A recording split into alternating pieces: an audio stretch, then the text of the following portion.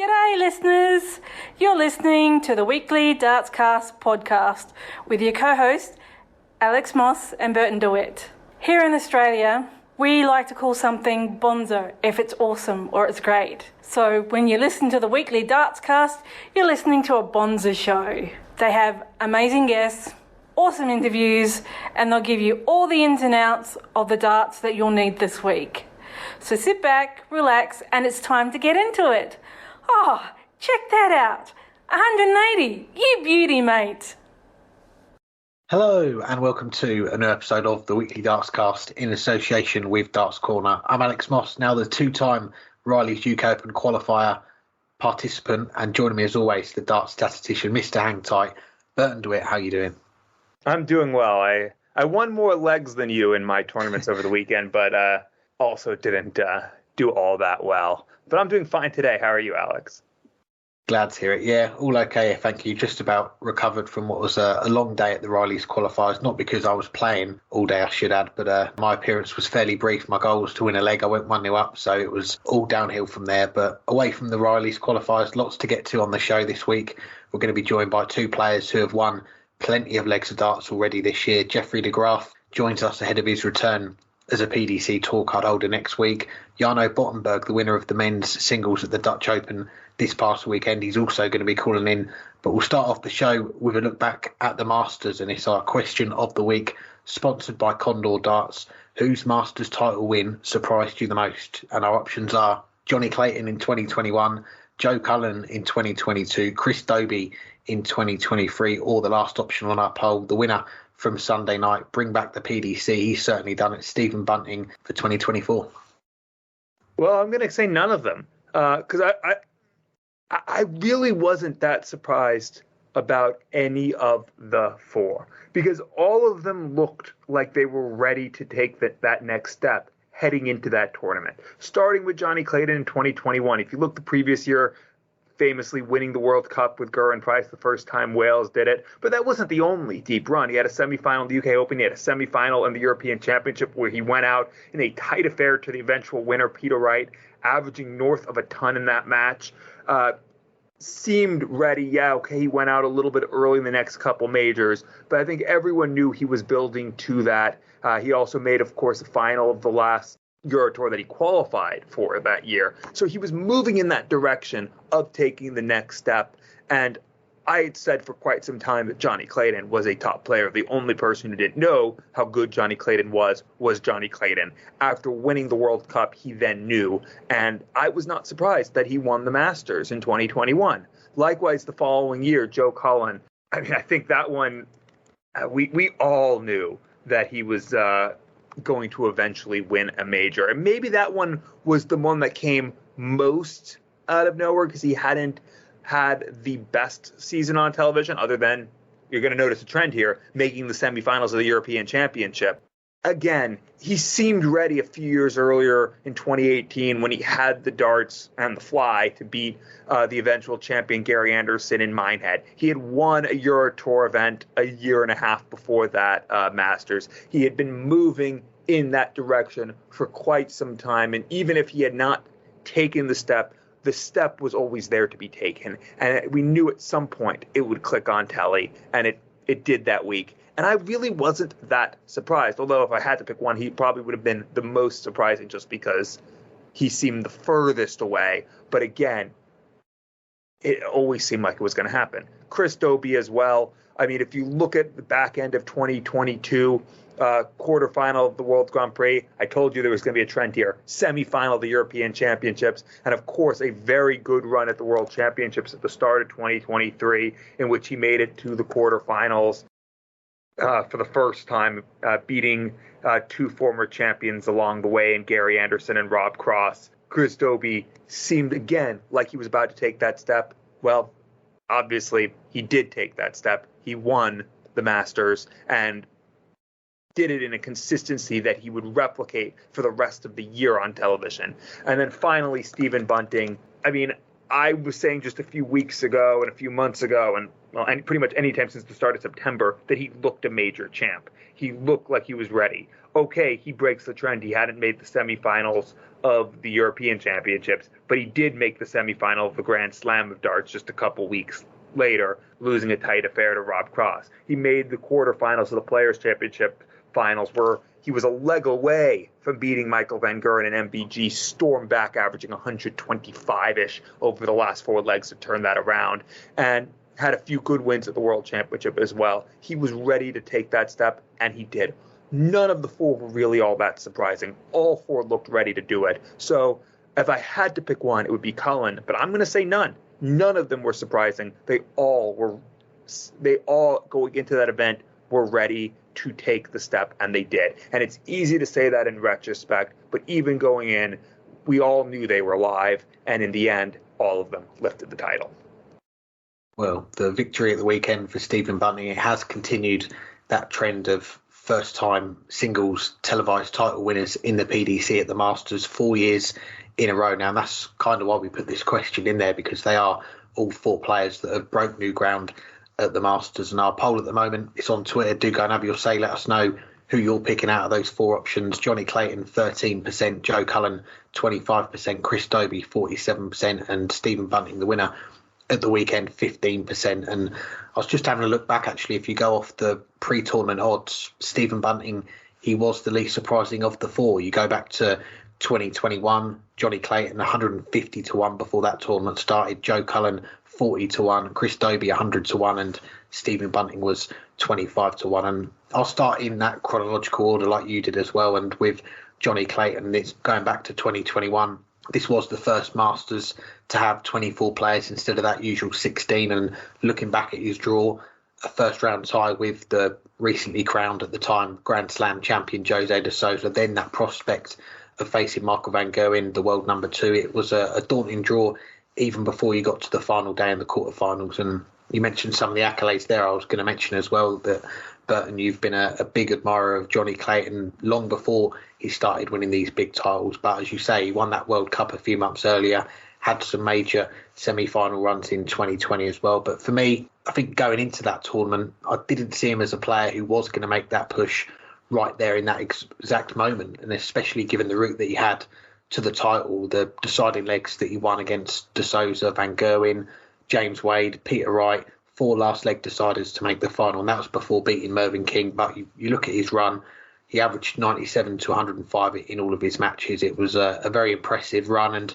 a sign of things to come in 2021. And the other 2 after that, Joe Cullen, again, some of the wins that he was able to produce, a 10-1 against Gary Anderson, the 106 average. He also beat Van Gerwen on the way as well. And last year, Chris Dobey, probably the least fancied of the 4 going into that final session of that weekend. You had Michael Smith, Peter Wright and Rob Cross in there, 3 former world champions still in the lineup, and Chris Dobey, someone who'd yet to get over that line, and he was able to beat 2 of them and win the title. And then we come on to the weekend just gone, Stephen Bunting surviving that match start against Ross Smith, which would have put him out 6-3 in the first round. He comes back from 5-2, wins it 6-5 the Saturday night. That incredible 1-4-6 finish on the way to beating the reigning world champion Luke Humphries 10-7, 4 ton-plus finishes in that game as well. And the Sunday as well, I've got to mention that the wins against Peter Wright and Nathan Aspinall, 10-2 and 11-1. Real runaway wins there from Stephen Bunting. And going back to his days when he dominated the BDO, how he was a front runner and then he just put his foot down,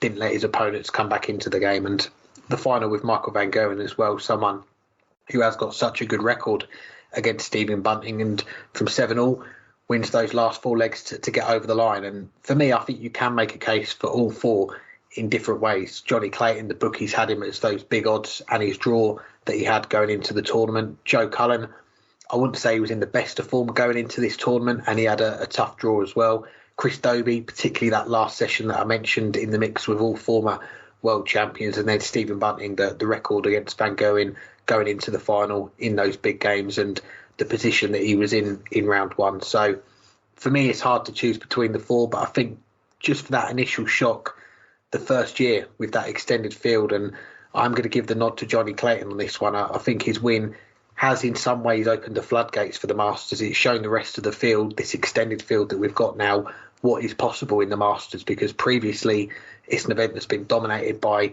Michael van Gerwen. Peter Wright's won it, Phil Taylor's won it before, these top 1, top 2 players. But the last 4 years, we've seen that really any one of these top 24 on their day, they're all capable of winning it. Well, so some interesting comments from Peter Wright over the weekend where he, in response to some comments that Chris Mason had made in commentary, stated that he thought that Chris Dobey should have been selected for the Premier League ahead of Peter Wright. What all did you make of Peter Wright's comments?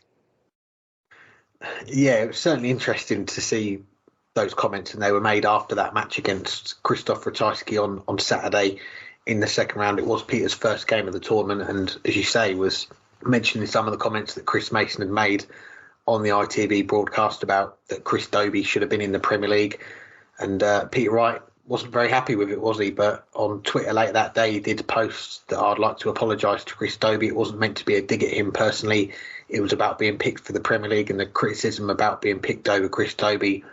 Not that I know if it was a choice between us or not. And whilst I was at the Rileys on Saturday, they had the big screens everywhere showing the Masters, and caught my eye actually the celebration from Peter Wright at the end of that game with Krzysztof Ratajski. And I thought, what's happened here? Because we very rarely see those kind of animated celebrations from Peter. They're mostly saved for if he's won a particular tournament. You don't usually see them in those early rounds. And shout out to Darts Oracle for this stat as well. They posted it after the opening night of the Premier League last week, but it's a stat that still rings true after the Masters at the weekend, and that is since winning the European Championship in October, Peter Wright has averaged below 85 in half of his matches on TV. And looking at the straight shootout, as people are calling it, between Peter Wright and Chris Dobey for the Premier League, we had Chris Dobey on the show last week as one of our guests, and I think the general feeling from that conversation was that it was his quarter-final at Ali Pali against Rob Cross. That was the unofficial Premier League playoff to get in, because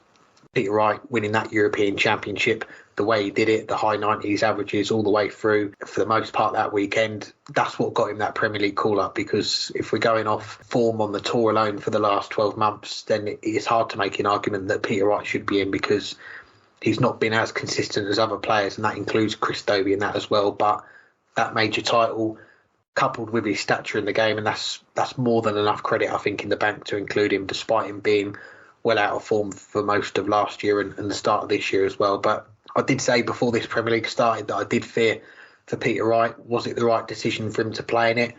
Could he have perhaps ducked it, spent more time at home, working on his game, being outside of that cauldron that is the Premier League for 4 months on end? Because these days it's not like it was before. If you have a bad start to the Premier League, after 9 weeks, you could be eliminated and you could have that break from it. But these days, you are going to be there for the duration. You're going to be playing for those 16 weeks. And I think the comments he made, they do sound like they're from a player who is under that pressure to perform. And he's not at peace with where his game is right now. And when you're in the firing line every week, as he is going to be now with the Premier League and other events that are going to be going on, there is no hiding place. So, yeah, I think he's in a tough spot right now, that's for sure. And those comments, like I say, I think they're coming from a player that is under the cosh at the moment.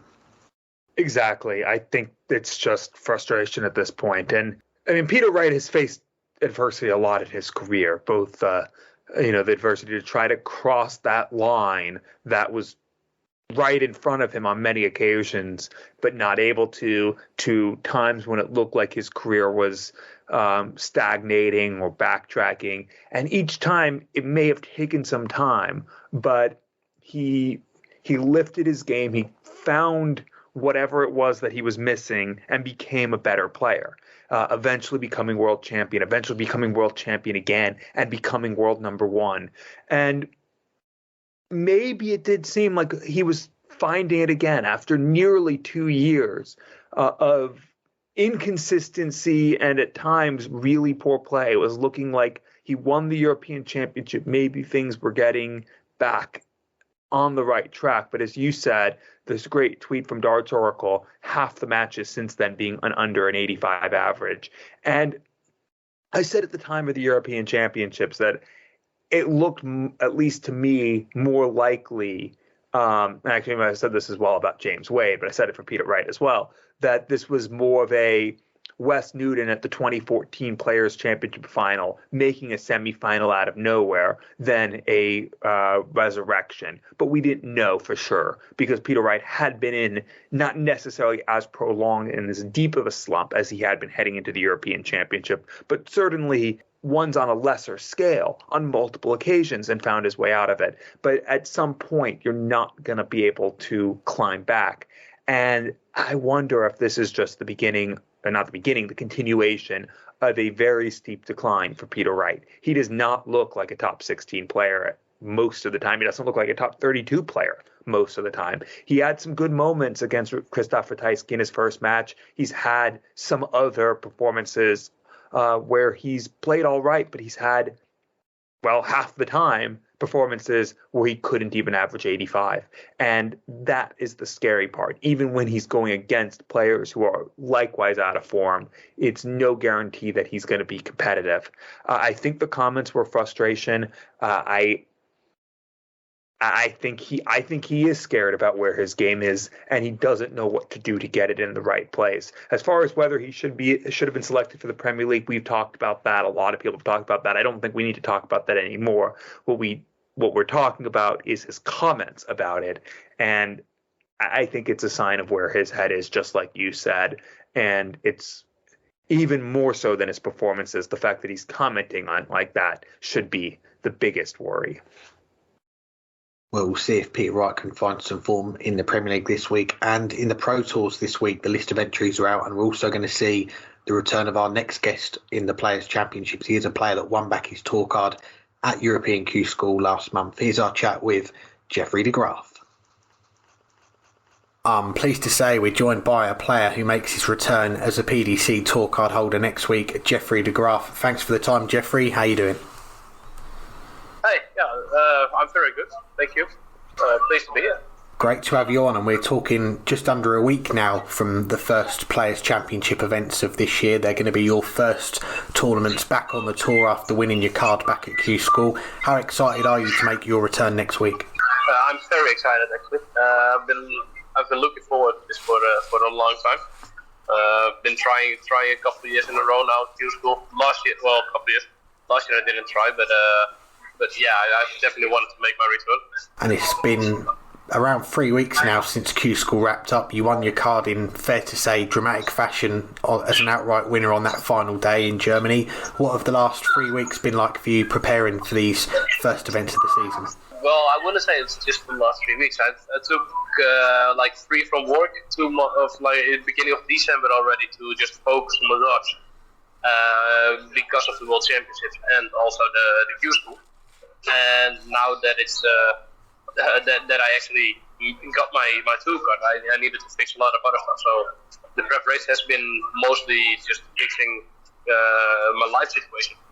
More like get more free time from work, trying to combine everything and fix it. But of course, I'm still training next to it. But yeah, I feel like from the big training part is gonna come later during the season. Well, we'll come back to this year a little bit later on, but as this is the first time we've had you on the show, let's go right back to the very beginning for you in darts. How old were you when you first discovered the game? Well, first discovered, I would say I was about 10 years old, maybe, when we had the old dartboard with the yellow and black rings. Then that's basically was in the grass, and we just played a little bit. But when I started to play series games and the darts more serious, competition, then I was 16 years old. And so you start to play in some competitions locally. At what point do you realise I'm actually quite good at this game, I should probably take it more seriously? Was it a thought in your own head, or did you have friends, other players coming up to you saying you should try and play in these events, push yourself further?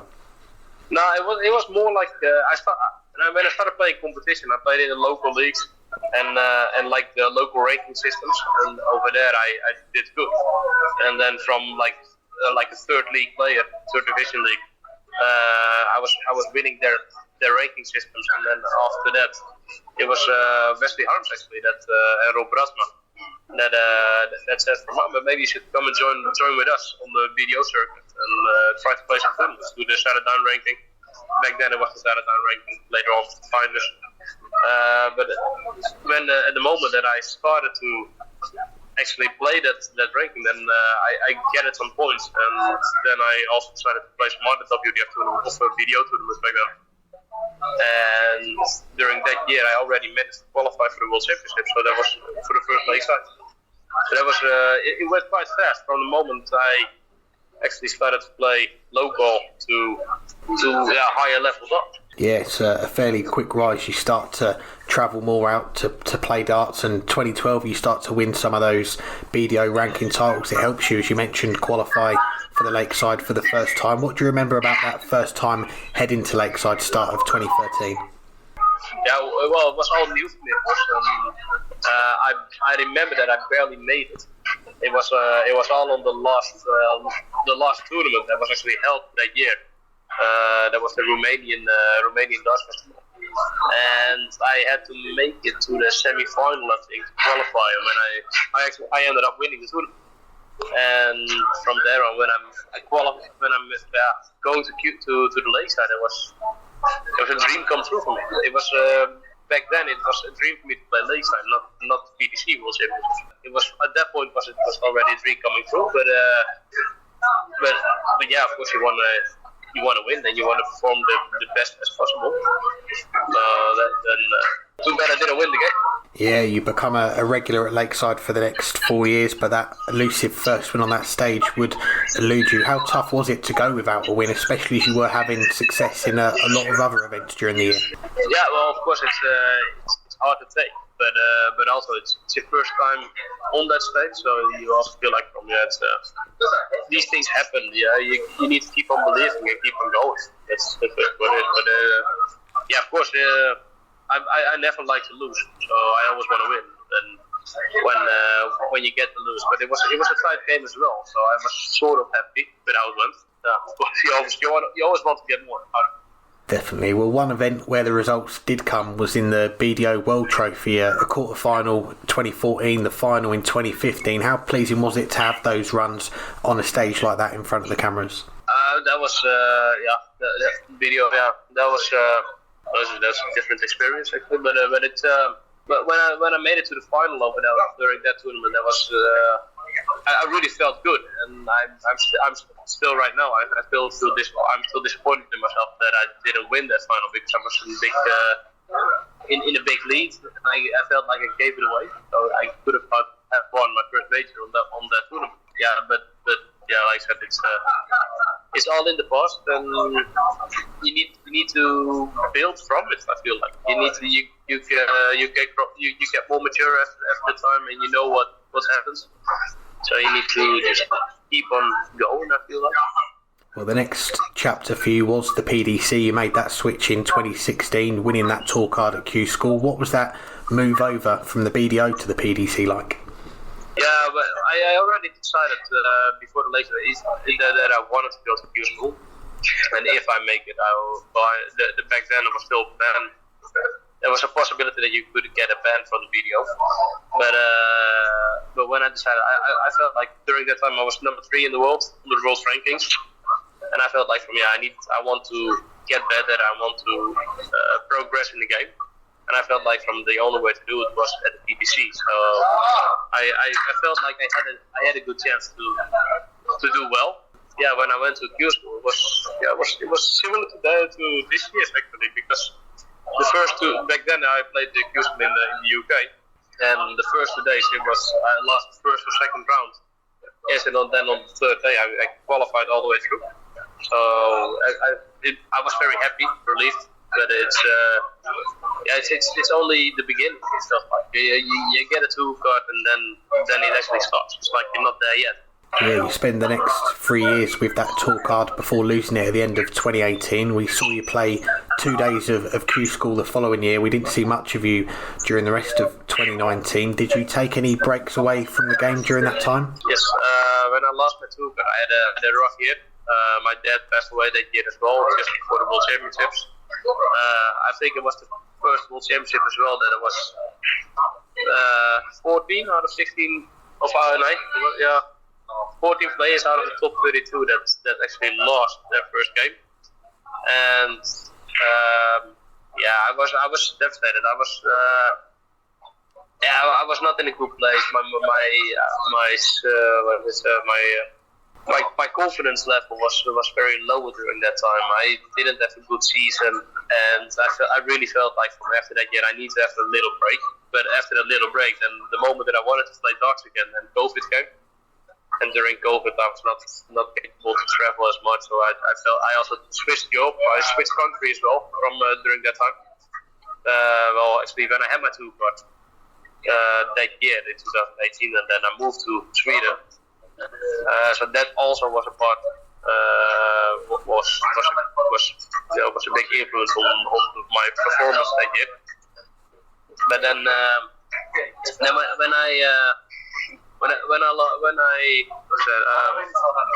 really felt like when I lost my 2 card that I needed to just settle down, take it easy, and then come back later and strong. But then COVID came. I felt like I need to wait. I need to sit that one out because it was a tough time to travel. And when COVID finished, then my game was simply said not good enough. So I had to get better. And now I'm back. Yeah, we certainly saw that. You mentioned that move from the Netherlands to Sweden to live with your partner. I think it's the PDC recognised you've got to live somewhere 5 years to change that nationality. You got to change it, now representing Sweden, playing on the PDC's Nordic and Baltic tour as of last year. How did you find playing on that circuit? It looked like you settled in fairly quickly.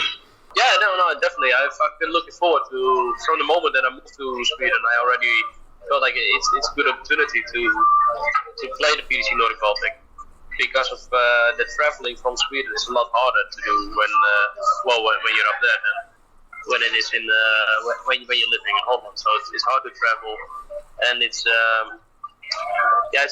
just everything's just a bit harder from Sweden. But on the other side, the PDC Nordic Baltic is a good solution for the people from the Nordic Baltic area to play a ranking system that is affordable, easy to travel on. So when I got there, I was already excited, and I knew from the beginning that if I can get my game up, if I can play good enough, then I can do well on that too.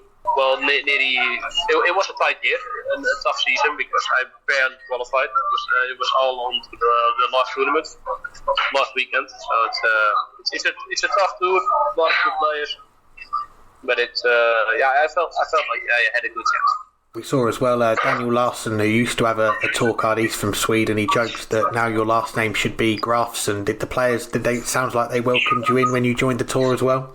Yeah. The last name.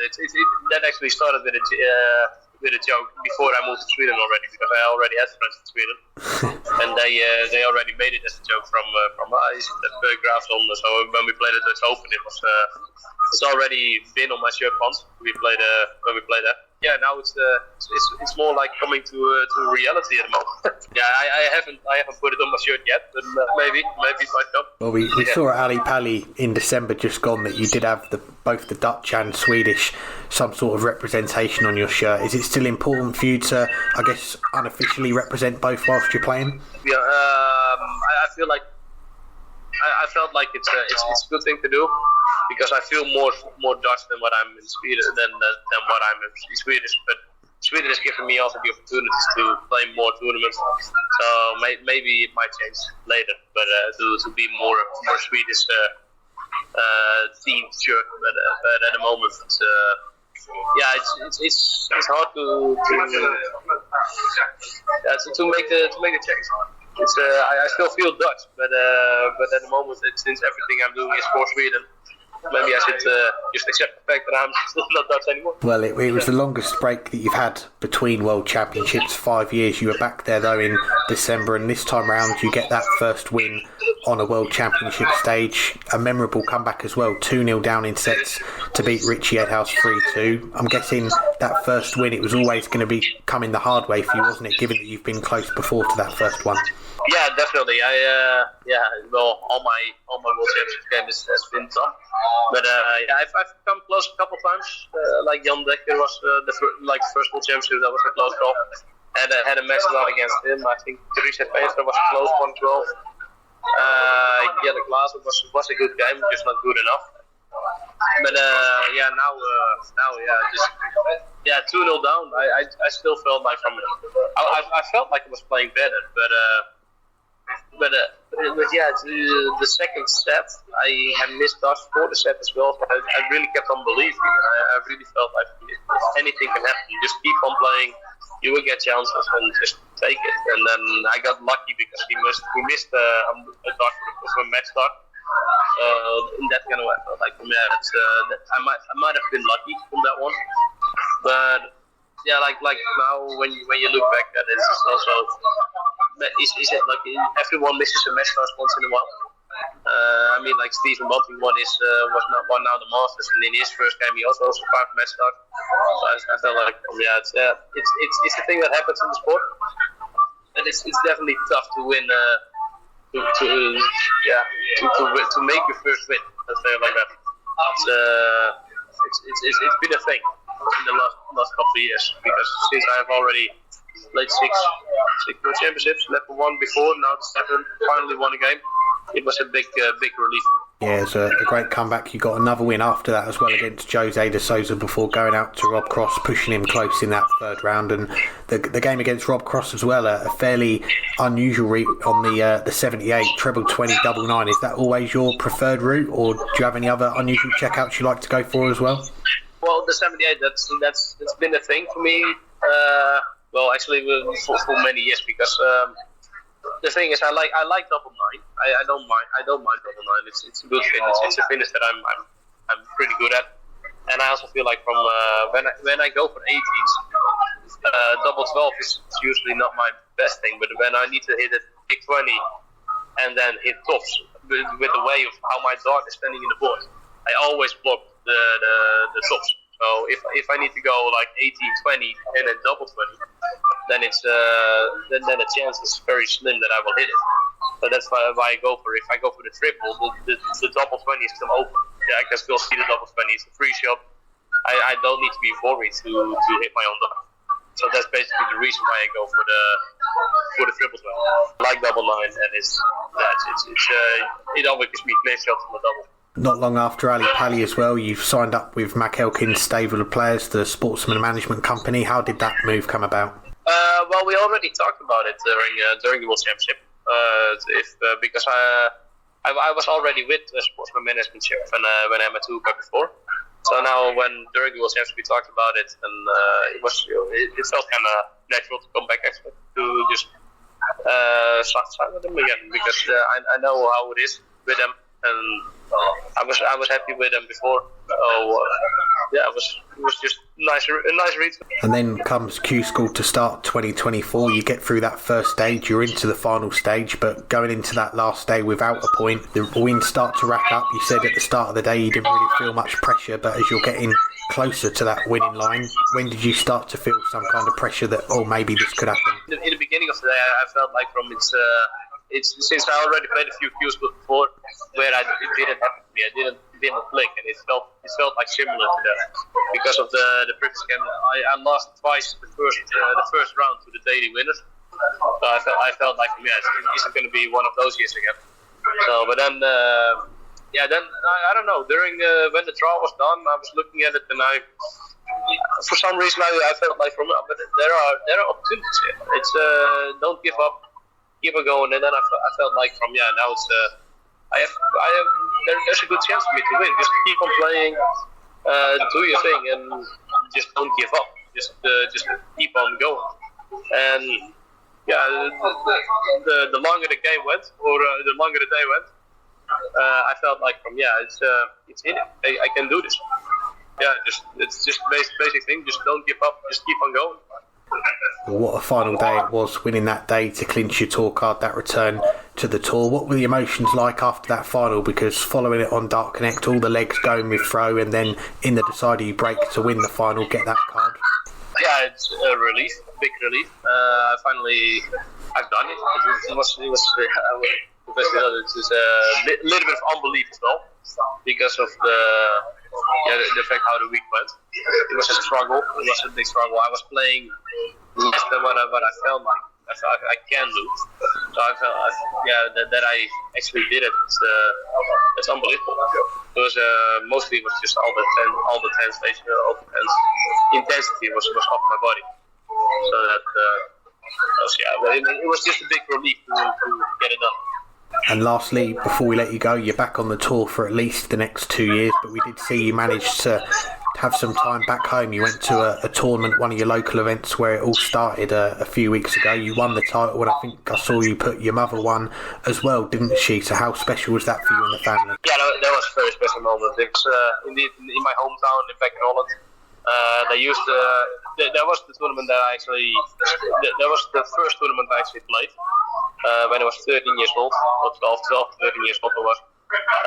It was in my local town back then. Now they moved one town a little bit further up.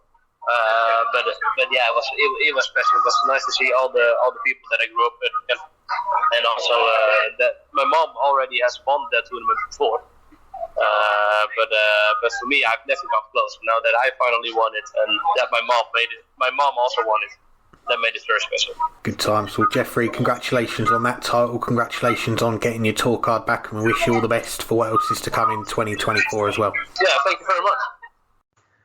Thanks again to Jeffrey for joining us. Now continuing our look back at the weekend of darts and over to the WDF, where it was the Dutch Open at the weekend, and Jarno Bottenberg taking out what many could see as a potential checkout of the year, the 1-3-1 to win the men's singles title to beat Wesley Placier 3-2 in the final, and Beau Greaves regaining the ladies title in Assen, beating Eileen de Graaf 5-1 in the final. What were your thoughts on the action?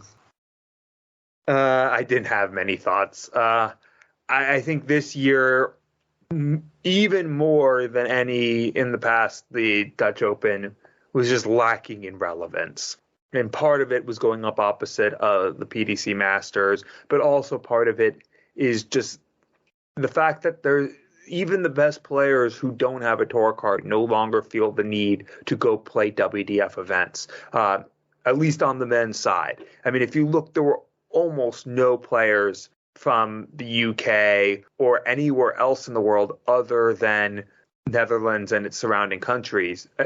And the surrounding countries that decided to go and play that. Most of the people who made it to the deep stages are people who I've never heard of. Okay, I've heard of the finalist, obviously, and Wesley Placier, I think, is one of the best players who doesn't have a tour card. He was on my list of players I thought would win a tour card. I don't think I set him on the show, but he was on my list of people I was expecting to win a tour card. He didn't get it done, and he also didn't get it done in the final, despite having some chances. He very nearly went 2-0 up, and I just don't think Jarno Bottenberg would have come back from that. But he also didn't play anywhere near his best in that final. I've heard of Bottenberg, but I didn't know anything about it. You know, you look at some of the other people who had deep runs: Christian Kist, Arshan Kanterman, Thomas Younghans, another fairly good player, but none of them, actually all of them are fairly good players, but none of them played anywhere near their best. Jerry Hendricks, friend of the pod. There were some, but there were so many players in the deeper stages who I've never heard of. They weren't necessarily playing lights out darts to get there. It was the weakest field I could remember, and it just lacked in relevance.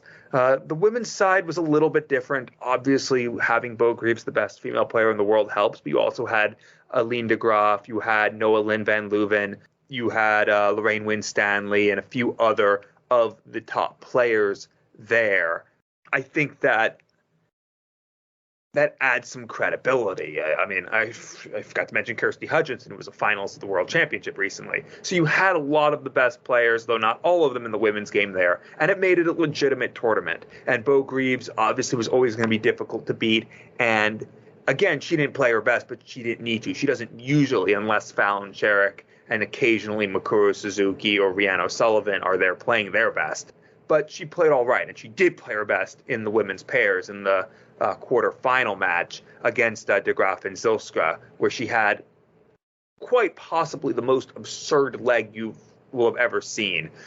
Playing with Joe Rolls, she kicked off with a 180 after Rolls scored 41. I should add the pairs was a leg of 701. So she kicked off with a 180. Joe Rolls scored 41. Beau Greaves threw another 180. And Beau Greaves threw a third 180 of the leg to leave 79. 540 points in 9 darts.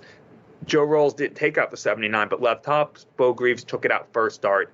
What is that? You can do the math. That's 580 points in 10 darts. The only one that wasn't a triple 20 was a double 20. What an absurd leg. That's how good Beau Greaves is. And that's the big takeaway from the weekend. It's the only one that I think is worth taking away, because the Dutch Open, it's a fun event. I would love to go there one year. I'd love to go play in it one year. And I think it's an event that the PDC should take over. I think the PDC could do a wonderful job staging that event. Giving the 128 tour card holders a bye out of the last 256, but otherwise making it a true open event like it is, just with the best players in the world. It would be different in so many ways in the UK Open, but also just such a really interesting event with the best players there. But they're not there. And in the end, it's a great tournament, but it's not one that I went out of my way to watch. And even when it was in my way, I wasn't watching it. Some good points there, and yeah, that's a cracking idea about the PDC tie and get those 128 in there from the last 256 onwards. Something I've not thought about before, but definitely a great idea. And certainly me and you, I think one year I've got to go and play the pairs and try and win a leg like I did at the weekend. But I'll give a shout out to one of our good friends of the show, John Thompson. He got in touch with us and said early contender for checkout of the year there, and I had to go and watch the Dutch Open stream. I didn't have it on at the time, but that 1-3-1 from Jarno Bottenberg to win the title, the treble 17, 2 double tops to beat Wesley Plycia, it's going to be a contender, isn't it? I mean, it's probably not going to get the amount of interest that a big checkout's going to get at the World Championship at the end of the year at Ali Pali, but to win a title like that on a stage, it takes some doing. And for Jarno, someone that only 22 years old, he is fast making a name for himself. He won through the qualifiers to get to Lakeside last year. He went to the Dutch Open, which has got him back to Lakeside this year. And it's a good point you make about the lack of, I guess, names, star power in this men's field. And this is one of the first big events we've seen from the WDF in terms of that participation since Q School. And you look at some of the names that have gone on from the WDF, won their tour cards, the reigning Lakeside champion Andy Barton, the runner-up Chris Landman, Jelle Klaassen, what was he, a semi-finalist as well. You know, there's a few names there, the bigger names, if you like, in that WDF system that aren't going to be there this year. So I think having some new players come to the scene, that the likes of Jarno Bottenberg take a big finish like that, hopefully it is going to generate a bit more interest, and we're going to see him start to make more strides this year. And okay, he doesn't have to play another event. He's going to be in the World Championship, which might affect how many events he does play in. But if he does start to play a bit more of the tour now, he could be someone that we see really make their mark. And going to Lakeside last year as an unknown player, this year he's going to be someone that could well be a contender to win the title. And I want to mention some of the names that we haven't really heard from before. And you mentioned the lack of big names that we saw. And I want to go to two of the beaten semi-finalists, Germany's Sascha Stoilemer and a Dutchman, Jeremy Dirksen, two names that we've not come across before, but managed to make it to those semi-finals. And particularly in Sascha's case, some of the wins that he managed to get, beating Christian Kist 5-4 in the quarterfinals, Jerry Hendricks, Bradley Roche, a former Lakeside boys champion. So some eye-catching results for him. And as for Beau Greaves, yeah, what more is there to say? I'm glad that you mentioned those 3 180s in the pairs, because that had slipped my mind. But I do remember seeing a clip of that over the weekend. And I think this is the first time we've seen her since she won Lakeside. I can't recall her playing anywhere else this year. And we know she didn't go to Q School, but to come back, do what she did in the pairs there, but also in the singles as well, dropping just 2 legs on the way to the final, 5-1 against Eileen de Graaf in the final, and regaining the title that she'd lost to Eileen in the final 12 months ago. And it's the first of many titles you'd expect her to win this year in the ladies' game, either in the WDF or when the women's series in the PDC comes back. And just lastly, speaking of that women's series, one of the last winners on that tour in 2023, Natalie Gilbert, made the semi-finals, which is a good run for her. And we know that she's got one eye, doesn't want to jinx it, but she is looking to try and qualify for that Women's World Match Play in the PDC. But the points from this weekend, it has pushed her up the rankings. Maybe there could be that first World Championship appearance at Lakeside. Maybe that could be on the cards for her as well this year. Well, speaking of World Championships, the draw is out for the World Seniors Championship next week at the Circus Tavern. What are your first impressions of the draw? I noticed that Mark Dudbridge has a bye in the first round. Oof, that is harsh. Love you, Glenn. Well, the first impression I thought was, where is the GOAT? We're lacking the GOAT here. Where is Coast on Pay? But no, speaking of the real GOAT that many people regard as in darts is Phil Taylor, and this is going to be his last year playing in the World Seniors. So I guess really for a lot of people, one of the first ties that we're looking at when these draws come out for the World Seniors is Phil Taylor and who he's going to play. And he's got a debutant in the field this year, Manfred Bildel. He's a former soft tip champion from Germany. He's going to be the first German to play in the World Seniors Championship in these early days of this event. So it's an exciting draw for Manfred. First time up on that Circus Tavern stage playing Phil Taylor. And he's someone that has played on the Euro Tour in recent years. Only last year he was playing in that German Super League as well, which, okay, there's not a crowd there watching, but you do have the cameras and it is televised as well. So he's going to have a lot more match practice, I think, going into this. And that is a tough first round game, I think, for Phil Taylor, regardless of that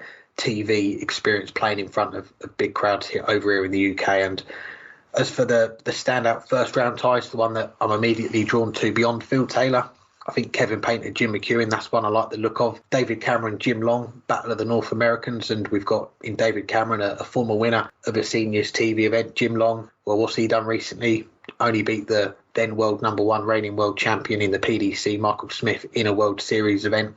I'll throw in another North American as well, Leonard Gates, against Colin McGarry. And for the Soldier, lost in the semi-finals of this event last year and then went on a rampage in the seniors. He won the other three TV events. Can he hold all four at the same time? That's going to be one of the talking points going into this event. And just going on to some potential second round ties, I think the prospect of Taylor against Mason again on the Circus Tavern stage. Obviously, they've got to win their first round games and neither's got an easy first matchup. I mentioned Taylor's game. Chris Mason's got Dale Fitton to get past first. Potentially got Mark Dudbridge if he does win that first round game against Glenn Durrant against Richie Howson. And Richie got to the final last year, had some really good runs in the seniors. Mark Dudbridge impressed me in his debut in this event last year, got to the quarterfinals and all three of his games averaged in the high 80s. So he's someone that, I talk about it being the Q action, but for me, he's got one of the best in this field and it still holds up all these years later. And I think the bottom half does look very competitive because there's another potential second round tie in there. Richie Burnett against Leonard Gates. Richie just dropped off the tour himself, but he's extending this last few years on his career. He's just won a Challenge Tour event a few weekends ago, making his debut in the seniors here. And if he gets past Keith Deller and Leonard Gates beats Colin McGarry, that for me is a very tough second round tie to call. So I am obviously gutted there's no Coast on Pay there this year. This time last year, I was getting ready to head to the tavern for that first round, see the GOAT live. But even though he's not going to be there, I am still looking forward to this event and seeing that if anyone can stop Robert Thornton from making it 3 out of 3, a hat-trick of World Seniors Championship titles. Of course, that potential second round tie you mentioned between Richie Burnett and Leonard Gates is dependent on, well, obviously Richard Burnett beating Keith Deller. I would expect that to happen since Burnett's just coming off of being on tour. But Leonard Gates beating Colin McGarry, you would expect that to happen, but don't sleep on McGarry. That's actually a first-round tie I'm looking forward to. McGarry currently 7th in averages so far this year on the senior tour, and the top two are well ahead of everyone else. But the next about dozen people are all within a couple points of each other. So McGarry not that far from being 3rd in averages so far this year, averaging just over 87 so far on the tour. If he brings his average game from the senior tour, it might not be enough because Leonard Gates could average 105, but he also could average 85. That is not a walkover for Leonard Gates, and I think it's a match that could spell trouble for the heavily favored American. But some other matches that jump out at me, Scott Mitchell, Matt Clark is another one of those. Mitchell, of course, is leading the averages so far this year in the senior tour. Matt Clark is a little bit further back in 18th, but Scott Mitchell, okay, he's only played 4 matches this year, only played one of the events, but he's averaging nearly 94. That's almost 3 points clear of Kevin Burness, who's second. It was consistent mid-90s in each of those, looking like a PDC player in those 4 matches. And for the former world champion. You would think if he plays that, he's going to be one of the people to beat in this tournament. But Matt Clark is no slouch. I think that could be a very interesting tie. I'll just say a couple others. Terry Jenkins, Paul Hogan. Always love seeing both of those players play. Paul Hogan's been playing the tour and been doing very well, 5th in averages so far this year. Terry Jenkins, well, we haven't seen him, so we don't know what to expect. But maybe he'll throw back the years, and that could be a tight match. And, I mean, you said most of the other ones. I was going to mention David Cameron, Jim Long is another one. I know I talked down Glenn Durant as a joke. I would love to see Duzza find his game, but I think he knows his game's not there right now. But you never know when it's going to come back. He's a former Premier League champion, and that wasn't that long ago. Maybe just will take getting in front of the stage and a few things going right. I hope so. I'm excited to see Glenn back on the big stage, and I'm looking forward to that match as long as he's just having fun and not gonna be disappointed if it doesn't click. We'll finish up the show with the mailbag, but before we do, let's hear from another winner from the weekend. He is the newly crowned Dutch Open men's singles champion. Here's our chat with Jarno Bottenberg. I'm pleased to say we're joined by the newly crowned Dutch Open men's champion, Jarno Bottenberg. Thanks for the time, Jarno. How are you doing? Hello, no problem. I'm fine, thanks. How are you? Doing good, thank you. And there's only one place to start, and that is with the Dutch Open. We're talking a little over 3 days now since you won the men's singles title, that 1-3-1 finish to clinch the title. What was that moment like when you hit the treble 17, the two tops go in, and you are the champion? Yeah, I was so happy. There was no moment in the whole tournament where I gave up or something. I always keep fighting, as you can saw in the final. It was an unbelievable feeling that I could lift that trophy. The Dutch Open is the biggest open there is in world darts. Thousands of players enter it every year. Being from the Netherlands yourself, what does it mean to have won this title? It's fantastic to win it in front of so many Dutch crowds. I only lived 20 minutes away from Assen, so you can say it was like a home game for me.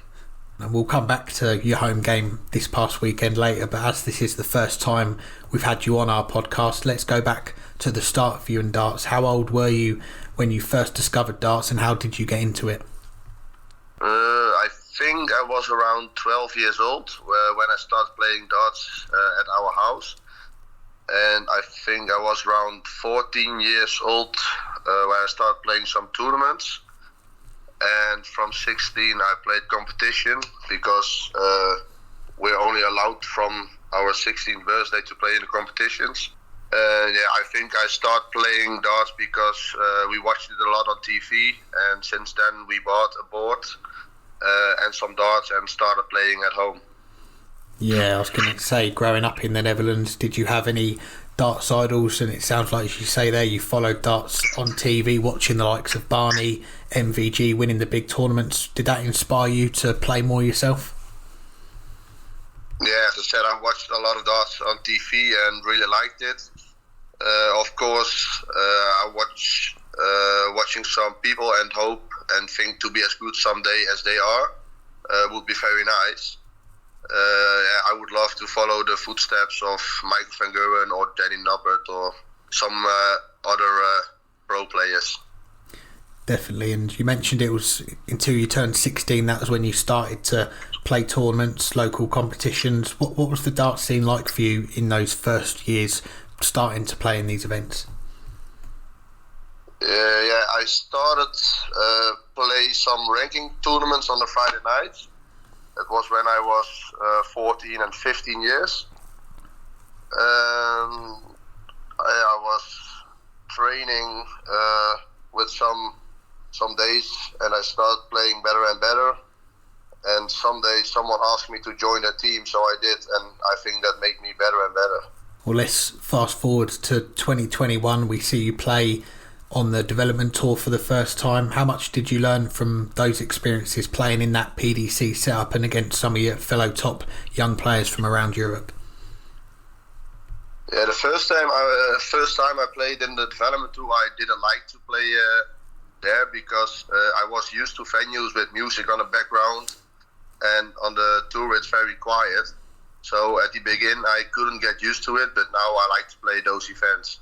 Yeah, I was going to ask about getting used to it, because that year, the development tour, it was split between the UK and Europe. The next year, it was back together as one full tour, but we only saw you play one of the weekends in 2022. Why was that? Yeah, that was, I think, because I had at the beginning not that much sponsors to travel all the time to England, because it was, I think, only one tournament in Germany, and yeah, there was only 3 or 4 hours drive for me, and there were 4 tournaments in England, and it's quite expensive. But it was also because my girlfriend was pregnant, and she was very ill in the entire pregnancy. So I would stay with her to support her with this difficult time. Completely understandable. And 2022, it does end on a high for you on the dartboard. You win through the qualifiers for Lakeside to get that debut in the WDF World Championship. The Lakeside, it wasn't for almost another 12 months after that. Was it difficult waiting for that long, or did you like it because you got more time to work on your game? Yeah, at the beginning I didn't like it to wait so long, because first they should held it in April, so I was really looking forward to it. But after some time I was okay with that, because my form wasn't on its best at the beginning of 2023. So I had time enough to make myself ready for the Lakeside. And one of the last events you played before that debut at Lakeside, it was on the development tour, and a clash with a certain Luke Littler in the semi-finals of one of the events that weekend. How much confidence did that run to the semi-finals give you? Yeah, that was the last development tour of the last season, in which I played very well. A few 90-plus average took me for the first time to the semis. Lost there in a good game against Luke, but I was happy with that run, and that gave me some confidence for the next day where the Youth World Championships was waiting. Definitely, and let's talk about that World Youth Championship, because again you're making a name for yourself, getting to the last 16, pushing another of the bigger names close in Josh Rock. Has playing the likes of Luke and Josh helped push your own game on? Yeah, I think so, because when you have to play against these guys, you have to be very good to beat them. I was close to beat Josh Rock. Some good finishes from Josh gave him the win, but I think I was the most steady player that game and should not have lost that game. But that's darts. You win some, you lose some, and from losing you're learning, and I think that made me stronger. Then it was finally to Lakeside for that debut. A lot of people were watching you for the first time that week. You get a win on your debut against Jamie Lewis before going out to Danny Lauby. What did you take away from that first trip to Lakeside? Yeah, just a few weeks before Lakeside, I played also on the Motor Super Series, which gave me a lot of confidence for Lakeside, because I played really well there, and that was for me the first time on a big stage, and I really liked it. And I think when I play on the stage, I can perform the best, because playing on stage gives me a lot of motivation. I was very happy with the win against Jamie. I also played very well against him. Sadly, I didn't took the few chances I got against Danny. Otherwise, it could have been a different game. But I loved the experience and can't wait to be back on that stage later this year. Well, let's get on to this year then, and we're only 5 weeks into 2024, but it's already been a busy year for you. A first go at Q School, you made a quarter-final on the Challenge Tour as well, all before that Dutch Open at the weekend. So how were you feeling when you went to Assen to play the Dutch Open? Were you feeling good about your game? Yeah, it was a very busy start of the year. Q School didn't go as planned, but made it to the final stage, where I was happy with for the first time. In my first ever Challenge Tour, I had a run to the quarterfinal, so I was very happy with that. Bit after that, I was thinking a bit that my form would let me down again, but I'm happy that I have not think too much about that, because confidence is the key to success for me. So I went to the Dutch Open without any goals, trying to relax and enjoy, and we see what happened.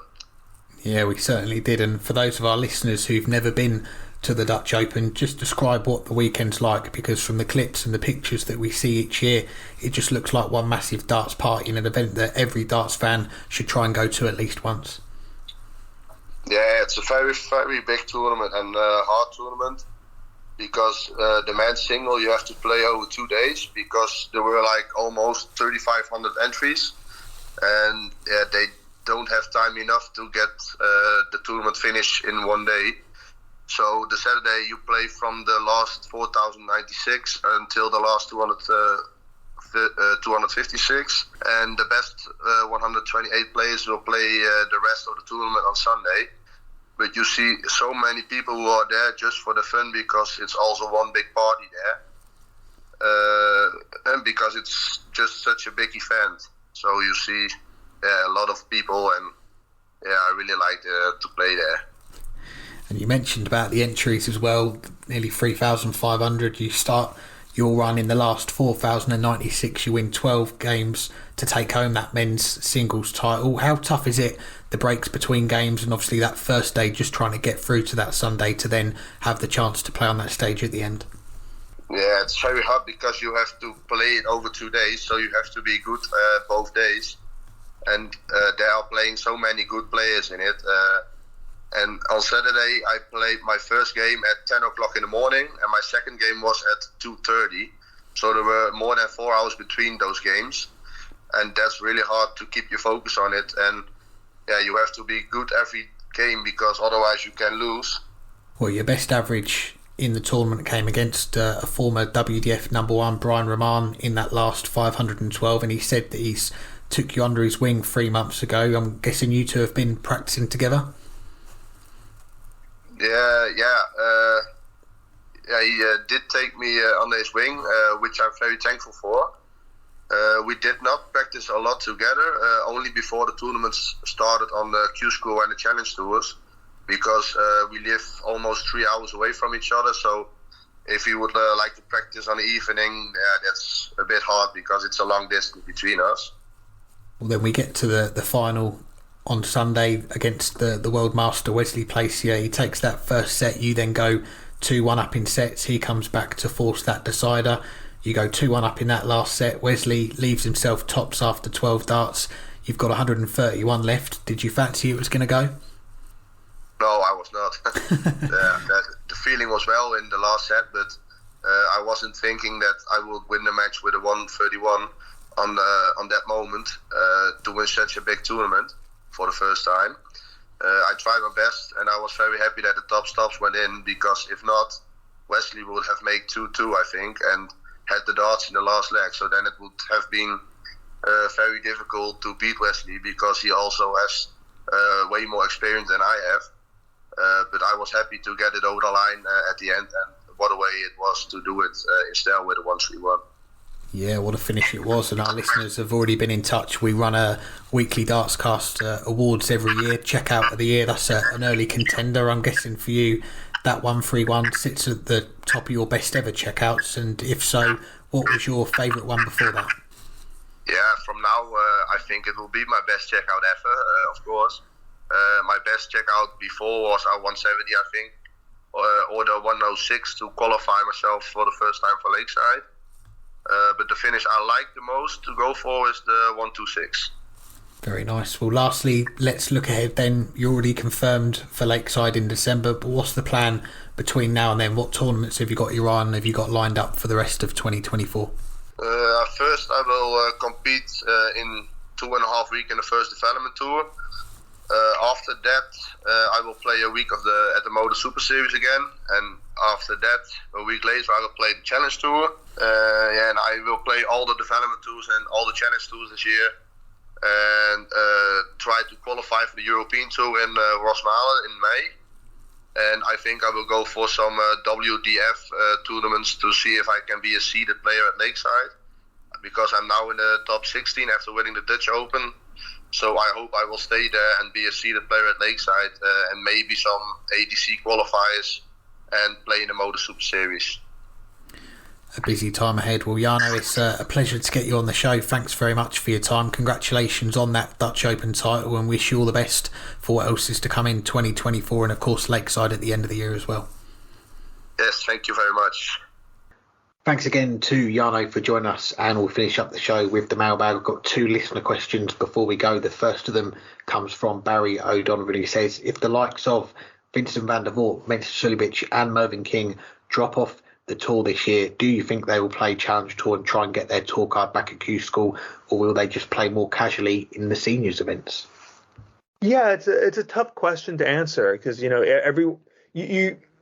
don't know what they're thinking about their careers. Mensah has come and gone over the last few years, and at times it looked like maybe he's just not going to play, but he then started to play all the events and tried to qualify for the World Championships and was looking pretty good at the back end of the year. Of the tour card holders who didn't qualify for the World Championships, you can make an argument that he was one of the three in the best form over this, maybe even the entire second half of the season. He wasn't getting results. But he's always been a player who's looked like, and he earlier in his career, as he was rising up, he said as much, that he had other commitments. He's a family man, and I could see if he drops off the tour, that's it for him. He is not his life. He surely enjoys it, but he enjoys his family more. Maybe he'll just say, I'm done with this. Mervyn King, I don't know if Mervyn King would want to go to Q School, but he loves darts. So again, it wouldn't surprise me. It also wouldn't surprise me if Mervyn King keeps his card. He has a lot to do, but he played very, very well in the last couple weeks of the season. But I don't know. He's been around for a while. Maybe it is time to move on with his career. And Vincent van der Voort, he was misinterpreted almost a decade ago now of threatening retirement. Really, he was just saying that the injuries were so bad that he wasn't sure he was going to be good enough to get back to the World Championships. Not that he was going to retire, but that he thought that the injuries were too much. Well, he fought on for another decade. He made it back into the world's top 32 even after that. But who knows? He's clearly the one of those three playing the worst right now. And he's not playing anywhere near the standard. I don't know. It's tough to guess what these players are thinking. Well, we can bring them on and ask them, and maybe we will if we get later into the year. But I think you can make a case for all three of them in both directions. Yeah, I think that's a fair assessment. We just spoke about the seniors in our last question before we chatted with Jarno, and I think those three names that Barry mentioned would be high on that list of invited players by the two Jasons, the guys who run the seniors for future years. And if they do drop off the tour, miss out on winning their tour cards at Q School, we've seen in the past players, particularly ones that have been on the tour for a long time and they've never had to go to Q School and they've fallen out of that top 64. Some have chosen to just call it a day. And one of the prime examples for me is Justin Piper. I know that injuries have affected him as well, but he's someone that's been on this show, and he said to you, Burton, that he would never go to Q School. And Steve Beaton, another example of someone that's been on this show and said, if I drop out the top 64, I'm not going to be going back to Q School. So without speaking to these names that Barry mentioned, like you said, we're not quite sure where their heads are at the moment with their careers. But I think my gut feeling is with Vincent, I was just trying to check these players' ages before I got caught out as well, but Vincent doesn't turn 50 until December next year. So I think if he does drop out of that top 64 at the end of this year, I can see him giving it one more year, going to Q School. If he misses out, giving the Challenge Tour year as well, and maybe giving it that one last crack to try and get back on the tour before then maybe dropping off to the seniors and playing a bit more on the exhibition circuit. As for the other two, Mensah and Mervyn, they are over 50 already, so I can see them stepping away from the PDC if they drop off the tour at the end of the year. I just get the sense that they would call it a day. And I think in Mensah's case, you mentioned about him being a family man as well, getting to spend more time at home with them. Mervyn, he's been playing on the tour for a lot longer. I don't think the prospect of the Challenge Tour is one that would excite him. So I could see him winding down his career. So, and again, with him, I'd be surprised if he didn't get that invite to the seniors. So I think in all three cases, Vincent, I think his age is going to stop him from playing in the seniors next year. The other two, if they drop off the tour, I can see them being amongst those players getting invited to play in it. And lastly, a question from, I think it's Langusta. We're not sure if it's an L or an I, but we'll go with Langusta. Please correct us if it is an I. Will any non-tour card holder make it into the top 64 by the end of the year? Yeah, I hope he does tell us as well, because he is one of the few listeners that's bought us a beer as well in person. So he's right high up on my list. We want to get his name right. But that is a tricky one, because we've not seen it happen very often. Scott Williams, Krzysztof Ratajski, Luke Little, you might have heard of him. They're players that have managed to get into that top 64 without having a tour card. Others have been close as well. The one I recall the most is Raymond Smith at the World Championship. What was he, 1 win away 2 or 3 years ago at Ali Pali? If he'd have made the quarterfinals, if he'd have beaten, I think it was Mervyn King in that last 16, he would have been in that top 64 as well. And it could all come down to the World Championships for a player. If they can pick up some results as a top-up player from the Challenge Tour in the floor events, then win 1 or 2 games in the World Championships, that is what can make all the difference, because that is where a lot of the big prize pot is in the PDC, is at Ali Pali. But I think the list of entries is out since we, at the time of recording, for those first 2 Players' Championships at the start of next week, and only Adrian Lewis and Tim Volt, as a recent guest on the show, are the 2 tour card holders missing from that lineup. Tim, we know he's going to be staying at home until the UK Open. His partner's about to give birth. Adrian Lewis, someone that's been off the tour for a while now, but only 2 players sitting out.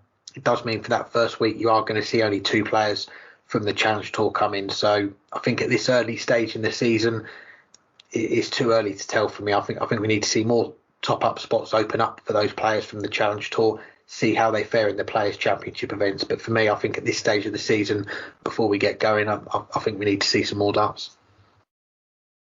I'm going to say no. I mean, I agree with you. We need to see more darts, but it's become more and more difficult. And this year it's going to be even more so. You know, if you go back, I'll be mentioning Wes Newton for a second time on this show. Who would have thought that was going to happen?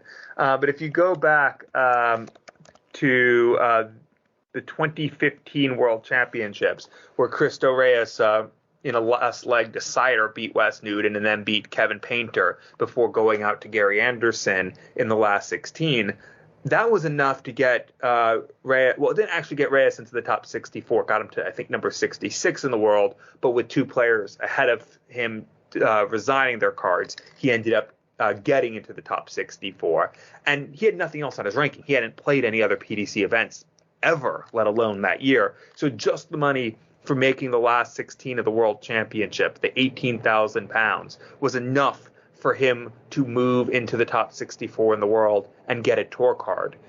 This past year, if Luke Littler had lost in the quarterfinal and banked the £50,000, even with, UK Open money from earlier in the year, that wouldn't have even been anywhere near enough to get a tour card. That's how much it has gone up. You needed £80,000 this year. He needed to make the semifinal. Okay, he would have still gotten his 2-year tour card through the development tour, but he needed to make the semifinal to keep his money and move into the top 64. But add on top of that starting this year, there are no longer those Challenge Tour spots in the European Tour. It's going to be very, very difficult to get the money necessary, even if you've been one of those top-up players, even if you're Danny Jansen or Stefan Belmont, who are the top-up players for this first event, even if they play in all of them and qualify for the Players' Championship finals and do really well, they're probably going to have to win a couple matches in Minehead and a couple matches in the World Championships just to have a chance to get in the top 64. Maybe they'll also have to get into the UK Open and win a few matches there as well. It's going to be really, really challenging. You basically need to at least make the quarterfinals of the World Championships if you've done something the rest of the year. And if you haven't done something the rest of the year, you're going to have to make the semifinals. It could happen. There are players on the Challenge Tour who are good enough, and in the Development Tour, like Luke Littler last year, but it's very unlikely. So I'm going to say no. Anything else for this week? Well, a few things as always. Firstly, thank you to our guests for joining us, to Jeffrey and Jarno for their time. Another tour card holder ticked off our list. That's, I think, 113 of the 128 that we've had on this show. So hopefully we can bring on a few more before the UK Open next month. Thank you to our sponsors, to Darts Corner and Condor Darts, for their continued support. Links for both of them in the description. Do please go and check them out for all your darting needs. And if you saw from our Twitter over the weekend. Next week is going to be a very special episode for us. For the very first time, the one and only Phil Taylor is going to be joining the programme ahead of that final year of competitive darts playing on the seniors. So Phil is going to be on the show next week. You can all look forward to that. You're going to have to hang tight for a little while until you hear that interview. But until then, if it's the Premier League on Thursday, the Pro Tours on Monday and Tuesday next week, or any other darts going on before we next speak to you guys, make sure you enjoy the darts.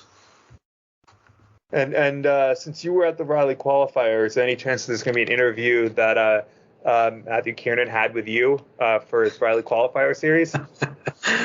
I think that might have to wait for another year. I'm going to have to get practicing to see if I can win 2 legs next year, or maybe a game would be nice. So I was hoping for that bye, but didn't manage to happen on this occasion.